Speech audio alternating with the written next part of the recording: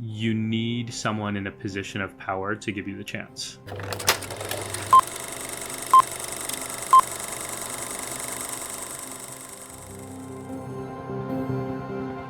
Welcome to VoiceOver. I'm your host, Heather Bigley, and I talk to people about the movies that made a mark, that led to what we're calling cinematic epiphanies, and it's not always the movie you'd expect.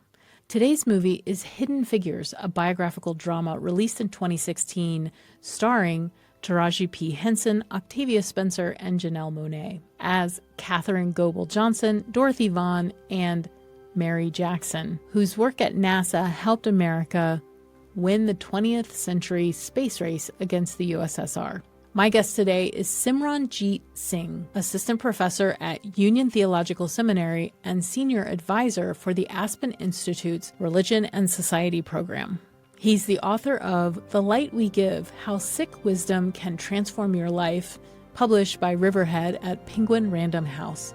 And he hosts the podcast Wisdom and Practice, which is produced in partnership with PRX and the Aspen Institute. We're going to talk about the whole film, so please be advised. If you haven't heard about this part of American 20th century history, you have larger problems than spoilers. Stick around after the discussion for more movie recommendations.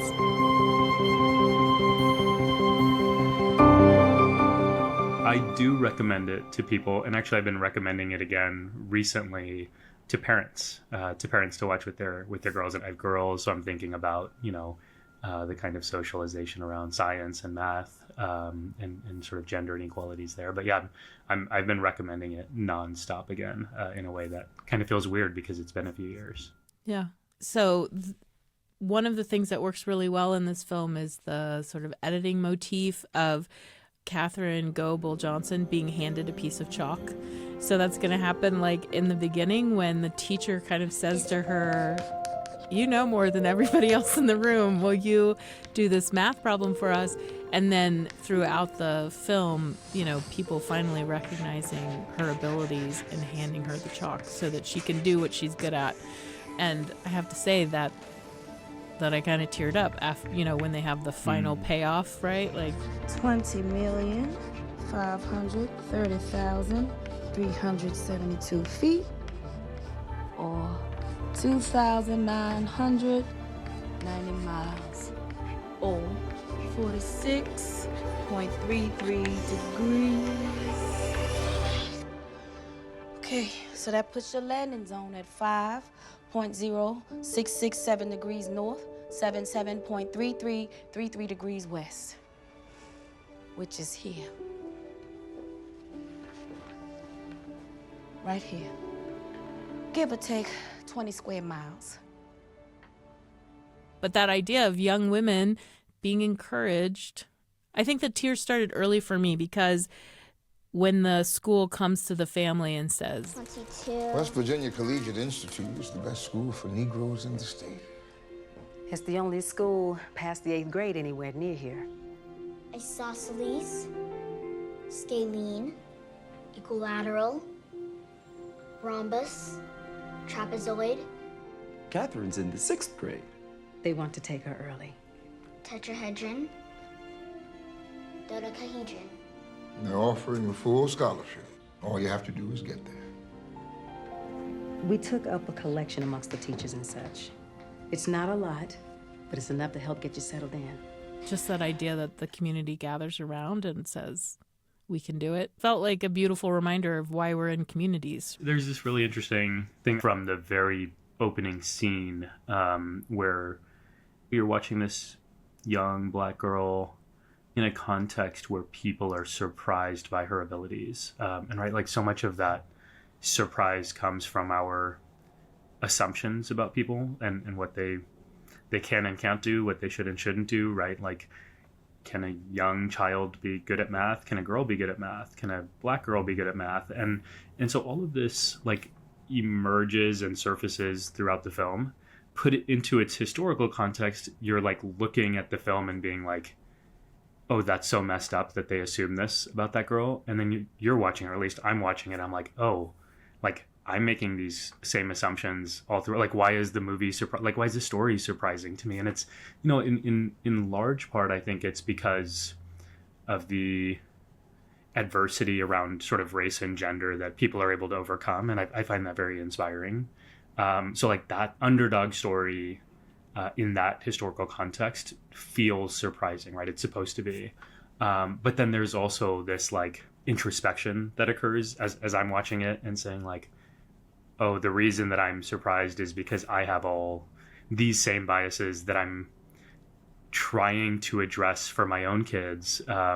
But they're sort of being revealed to me in watching this story. And so in that way, it's almost like watching the film for me every time I've watched third time now. Like I want to say it's like a religious experience, but not in the sense of like there is a sort of spiritual climactic moment. It's more like the self-reflection that comes with mindfulness or meditative practice, where you watch it and it tells you something about yourself that you might have not known. And I really appreciated its ability to do that for me.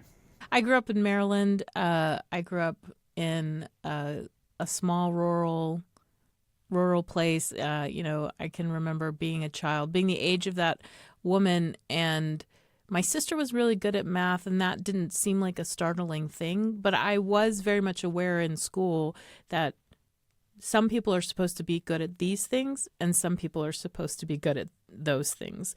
And that was very much, those parameters were defined by who was a boy, who was a girl, who was black, who was white. We didn't really have a lot of Asian folks in where I was growing up until I was in high school. So there just was this sort of like grid of, there's certain things you can do, and you'll be happier and more comfortable if you can fit into the grid that's kind of assigned to you. There's something about being able to look at someone else's experience, kind of like if a friend comes to you with their relationship problems, and it's so easy to see what mistakes they're making, and you tell them and they're like, I wouldn't have thought of that, but you're right. And I'm like, yeah, obviously I can see it. But then like when you're on the other side of the table and you're sharing with your friend what you're struggling with, and they tell you, you're like, oh my God, how did I not see that? Right. And so there's this like really interesting thing that happens in our lives when you're too close to it. Sometimes you don't even know how it's working on you. And like to what you're describing, it's like taking those norms, right? The things that boys are supposed to be good at, or girls are supposed to be good at, or, brown boys are supposed to be good at, or brown girls, like you take these norms, and even when they're not inherently true, you still can't help but internalize them. And you don't even know when you're internalizing them when you grow up, right? Like, and so I think it's easy for people who are thinking about social and cultural norms to point their fingers at people who are in majority groups or in power and just say, you're doing this to me. But we also forget that sometimes that becomes a part of our own psychology, and then we do it to ourselves and to one another. And like, there's something really interesting and powerful about that when you can put your finger on it. And I love that experience too. Yeah. Okay, so you said there are things that you saw and remembered that you loved about this movie. Let's start there. So what was it about Hidden Figures that you said, one, that you put it on this list, but two, that you, as you rewatched it, were like, right? I think a good story sometimes is a remarkable story, meaning it's like you can't make it up.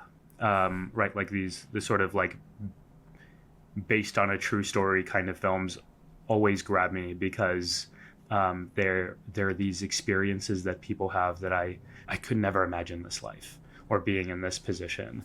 And that's not just on the basis of race and gender and like time period. It's also like, man, I am not a science person. I'm not a math person. Like, as I watch these women, like kind of like a lot of the characters in the film who are math and science people, they watch them and they're like, oh my God, like these people are special. And so I just love encountering a story about people who are exceptional, who are outstanding in their fields, who are in some ways beyond what you would call a traditional expert, right? Like it's like the best of the best. And so there's something about that I just found super interesting. I also really appreciate in the film, and you were sort of alluding to this a bit earlier, the attention to community and family.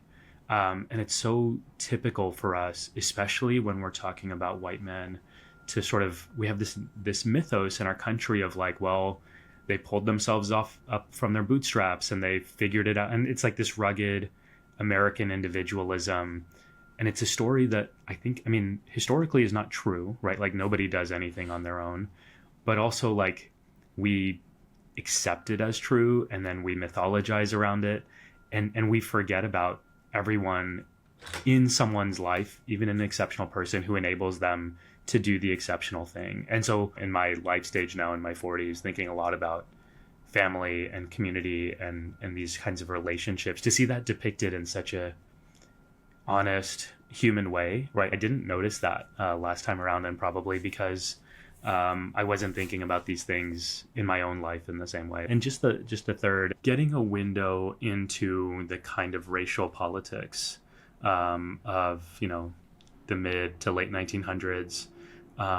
You know, I was born in the 80s and I didn't experience it, but I find it fascinating, but not in like this spectacle kind of way. It's more like we may not have lived through something like the Jim Crow South, but we know it to be true because there are remnants of that today. And so to see those experiences depicted with some real care, right? Like the fact that one of the main characters had to go across about a half a mile to go use the bathroom because there was no colored bathroom for women at the Space Center. Like, I found that to be like one of those small details where it wouldn't have ever occurred to me. And then as soon as they said it, I was like, oh yeah, of course. Like, why would there be? Why would I expect there to be just because it feels normal now? Like, they're small things, but they're so big because it's like, it gives you the texture of what that life must have been like. And I loved how those were woven into the story from the very beginning and then all throughout to the end. So it was just really eye-opening for me in that way.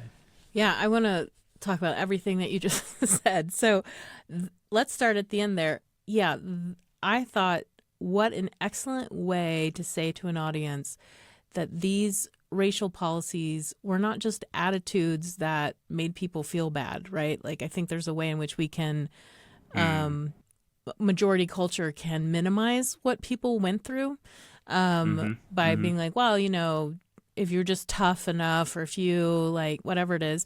Here is a concrete way in which someone's life was impacted every single day. She's expected to wear a very particular, I'm going to say, costume, right? High heels and the pearls, kind of, the pearls in the skirt. And then no one even thinks to say, and where are you going to use the bathroom? And she does have to do this hike. It takes her 45 minutes. People start commenting on it as if it's a moral failing of hers. God, where have you been? Are you finished yet? Almost. He said by the end of the day. The end of the day around here is yesterday. I need those done first. He wants those done first. Okay. Get going. When really she's just trying to abide by the rules that have been set up. She resents them. It's not fair to her, but she's trying to live with them. And so I thought, this is brilliant. Yeah. And just that watching her, I don't understand why she carried everything with her. She did have this thing where she had all the folders and she would carry them with her. But because I think I would have just left it, taken off the shoes and run as fast as possible. But anyway, I thought that was well done. The other thing I want to talk about is, that mythologizing of sort of white achievers. We actually see it in the film a little bit too, right? Where there's that moment when they're going to like really crack down and they're really going to commit and they're just like, I suggest you call your wives, tell them how it's going to be. I think it's going to have a bigger impact on your wife's life that you're going to be, you know, spending 18 hours a day here than just you won't be home for dinner, right? Like, so, but we know in the life of Catherine Goebel that it's not just I won't be home for dinner. Like, her mother is here helping with the children. The children don't get to see her very often. You've been gone for 300 hours. I know I work a full-time job now. You all know that. I have to be mommy and daddy. Like, this is going to be a really big sacrifice for the entire family. And so the thing that really touched me about this movie was all the supportive husbands. We have Catherine Goebel, Dorothy Vaughan, and Mary Jackson. And each one of them, it's not as if the husband of each of them is just like, oh, sure, do what you want. They have to have a conversation. I don't understand. They're communicating about what they need. But I have to say, like, watching those husbands eventually come to a point where they're like, yeah, this is what you're supposed to be doing, and I'm supporting you however I can. It was another teary moment. And I thought of my own husband, who has moved 3 times for me. Yeah. Right? Yeah, like, he moved to where I was going to do my PhD. He's moved twice for jobs that I've taken. And just that act of saying, okay, this is what we're going to do because it's going to benefit you. Just made me go, that is such a wonderful thing to see on screen, that these husbands are so supportive. It's really interesting to hear you say that because I didn't notice that in the film. I mean, obviously I saw those scenes and I know exactly what you're talking about, but I hadn't quite thought of it that way. If we think about how storytelling works and how history works, right? I'm a historian. Every story has multiple perspectives. And what would the story look like from the vantage point of people who are in these women's lives and in their homes and making these sacrifices? I mean, we see some scenes, like I think you said something like they have to have conversations, and some of those conversations were pretty tough, right? Like they really had to figure out how to make it work, which I resonate with. Like that's, my life with my partner feels like every day is like, how are we going to figure out how we're doing this? But like, that's also maybe the sort of dimension of the film that feels so relatable, that it's like the difficulty is actually, it's not just part of the narrative, strategy to make you feel like this is an underdog story. It's also just so real. Like our lives are so hard in their own ways if we just take a moment to look at them and how people need to step up in order to make everything work. So yeah, I really appreciate you pointing that out, because it didn't even occur to me when I watched it. Yeah. There are hard discussions, but I think the beauty of being in the middle of a hard discussion, as someone talking to your partner, is, they want to be in the hard discussion with me, right? That's true. They're not just saying, whatever, or you're going to do what you want, or, well, sure, I'm not doing anything. They want to come into this hard discussion and really talk it through. And because things matter to them, but they're also saying, and I'm willing to compromise and negotiate. That is like I really super like important. The other thing I wanted to say, I wanted to go back to your very first point, because we do see Catherine Goebel Johnson. She has this brilliant mind, but the thing that also stood out to me was there are rooms full of women with brilliant minds at NASA. They're segregated. There's a room full of brilliant black women called computers, and there's a room full of brilliant white women called computers. And it's, I think this is a point of the movie. It's because of them that NASA can actually do all the things that it's trying to do. And yes, there's that room of brilliant white men doing the thing. But to me, it was like, we didn't just focus on Catherine Goebel Johnson. We focused on a variety of women and how they're all in a similar situation and they're all trying to negotiate. And there are two things that calls out for me. One is, you remember the scene at the end of, very close to the end of the film, where she's trying to go into the meeting of all the sort of heads and leaders, and they're all white men. And she's asking to be let in, and they say, well, I could stay. Catherine, we have been through this. It is not possible. There is no protocol for women attending. There's no protocol for a man circling the earth either, sir. Okay, you know what? That is just the way things are. Which is, I mean, such a common, not even excuse, such a common reason given for not changing things that are unfair or unreasonable, right? We've always done it this way. Why we've would always you done it this question? way. Yeah, why would you question? Why would you want to change it? Things are fine, and things weren't fine, right? And they weren't going to be solved without her intervention. And so, like, I loved that element in the story because it sort of called out that rationale that is underneath a lot of these kinds of systems and structures we talk about, especially when it comes to sexism or racism or other things.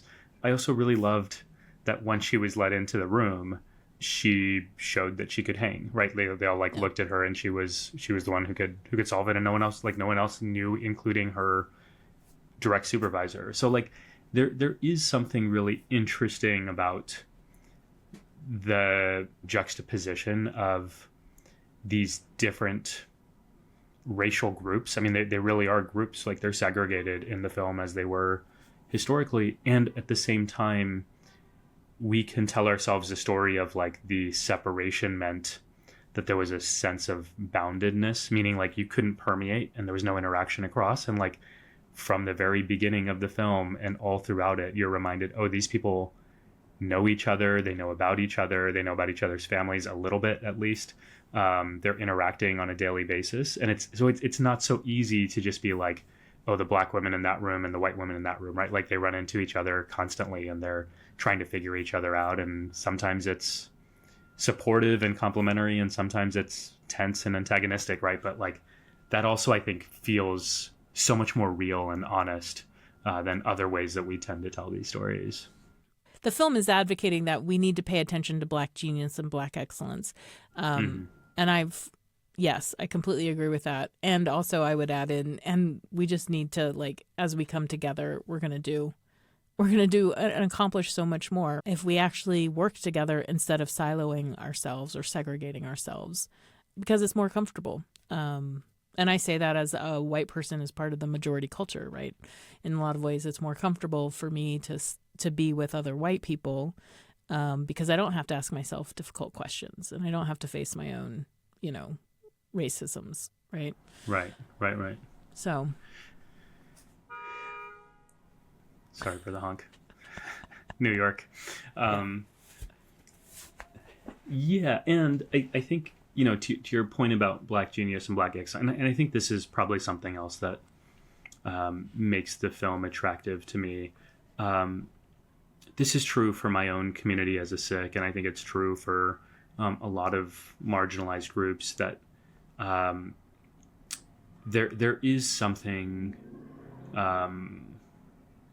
There's something that I desire about my own community storytelling, that it goes beyond the adversity we face. Like that's certainly part of our story, but that's not everything about who I am, and that's not all I want people to know. And also it's hard not to sort of fall into those sometimes. And in this film, I think part of what I appreciate about it is like I've consumed so many versions of these stories around Jim Crow and slavery and, Black America and all the violence that's been done against. And those are true. And also this film, even though it's situated in a context of real inequality, that's not the point of the story, right? The point of the story is the excellence and the genius of these women, without whom, like, we would not be where we are as a country, right? So, like, there's something that I really find attractive about that, and I find inspiring as a storyteller of, like, okay, there are ways to tell these stories that aren't just stuck in those same tropes. Yeah. The other thing that I thought was done really well here was we have Kirsten Dunst playing sort of the executive in charge, or executive secretary in charge of a group of white women who are also computers. And there's a lot of tension between her and Dorothy Vaughan, played by Octavia Spencer. And at the end of the movie, right, Kirsten Dunst's character says, Dorothy, despite what you may think, I have nothing against y'all. And then Dorothy Vaughan is going to say back, I know you probably believe that.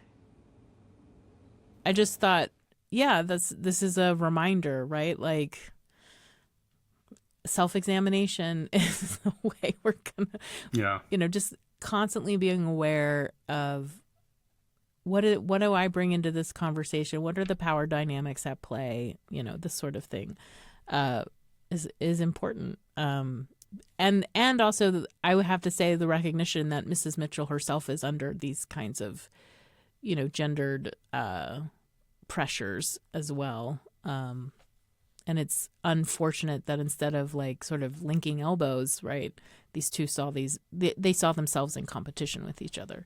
Right. But that would have had to which been is what happens, right? Yeah, that would have had to be something that Mrs. Mitchell, the white woman, would have had to like actually allow for, right, is linking the elbows.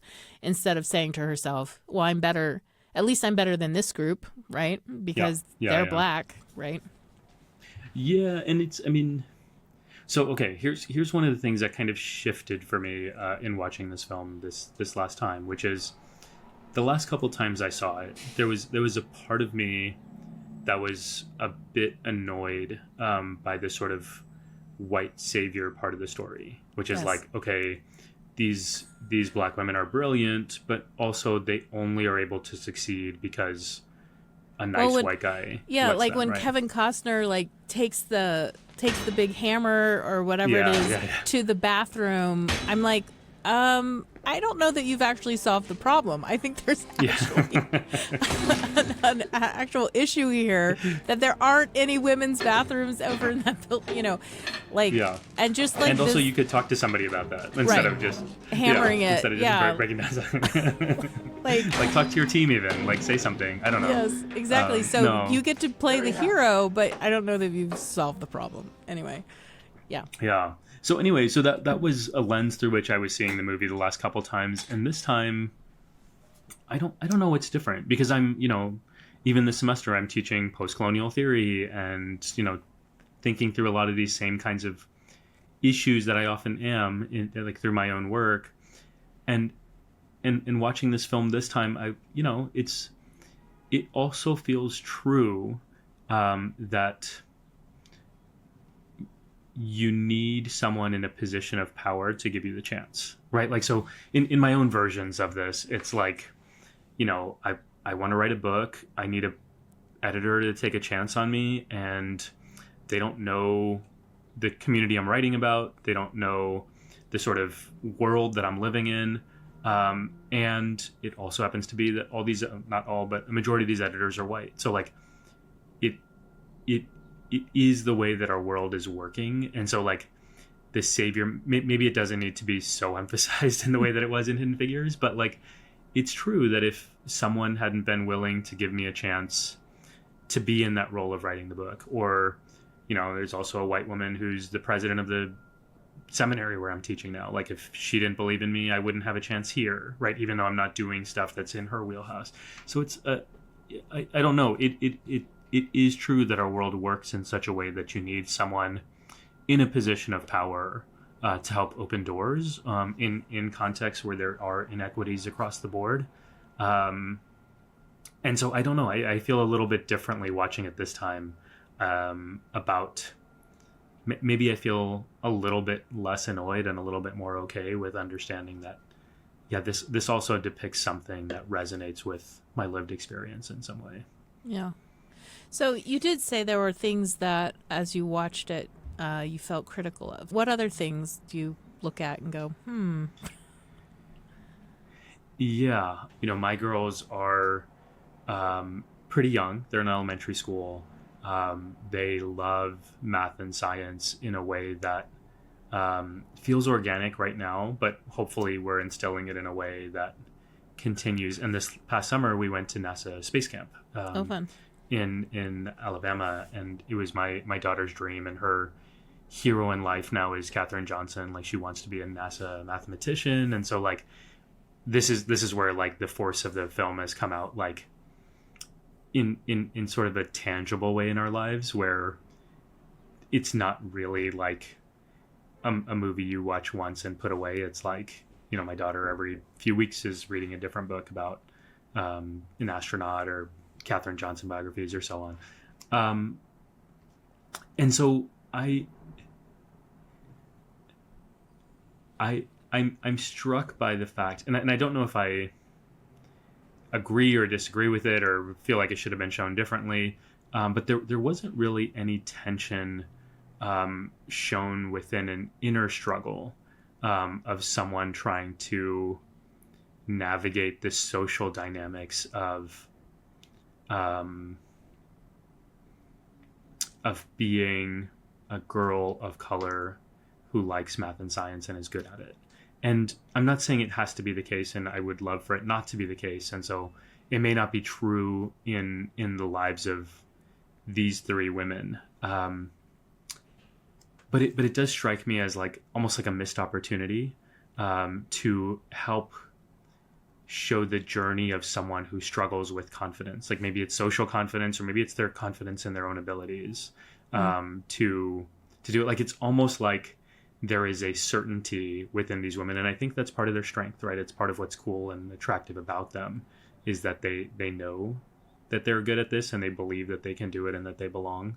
But there is a question that I have in watching it around what about so many of us who don't always feel like we belong, and what does that look like, as opposed to just sort of like feeling like we do and then insisting that things change for us. And so I don't know, that felt a little bit far-fetched, maybe like superhuman, in a way that sort of, I don't know, didn't totally hit for me. Yeah.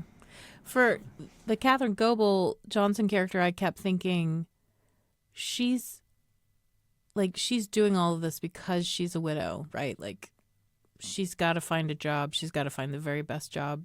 Like there's a certain amount of impetus pushing her to do these things. A lot of what she's doing is because if she doesn't do it, like what's the alternative, right? So she's just got to push. So, okay. That's really interesting. Yeah. Happily married people, do they accomplish anything? Is that the question that I'm ultimately asking? I would say yes, they do. I feel that. I would say in like the 2-hour windows that they get each day between soccer practice and math class, which is, that's my life. Yes. Okay. You sent me this list of movies and I picked Hidden Figures, but the other movies on the list were Lagan, totally love. Last Samurai, never seen. Life of Pi, Wonder. So do you see in that list any commonalities? Like why is this the list for you? What is the common thread? Like these are at their core, they're like anti-imperialist commentaries and ask us to trust ourselves and our communities. Yeah, it's like it's resistance and spirit, I think, are probably like the two words that are coming to me in terms of like the thematic connections among these films. But like give me a story of someone that I would never get a chance to know myself, and just let me live in their shoes and in their skin for a little bit and understand their lives. And I think that sort of connection around like the empathy it builds, but also the understanding beyond like what's written in a textbook of like 1950s Southern America, right? Like this is what Jim Crow looked like. Like tell me the story of that person and help me connect with it. So maybe those are some of the connective tissues there.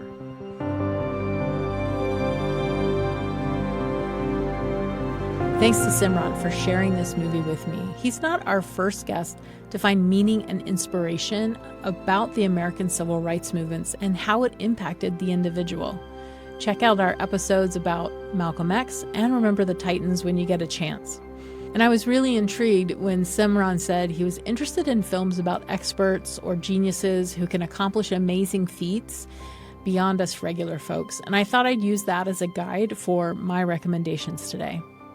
If you're interested in a story about a woman prevailing against the underestimations of the people around her, try Joy from 2015, directed by David O. Russell. It stars Jennifer Lawrence as a woman who loves to solve the problems right in front of her, and in fact, she invents a self-wringing mop that launches her to economic stability and feelings of self-worth.